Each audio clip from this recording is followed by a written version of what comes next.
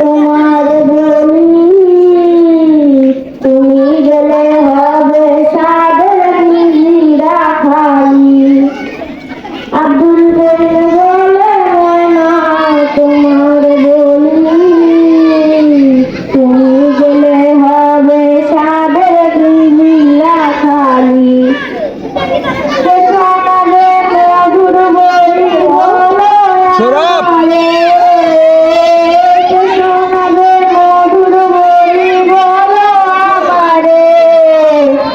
তোমার খুশিলাম কত আমার মাটির বিরার সোনা ময়না রে তোমার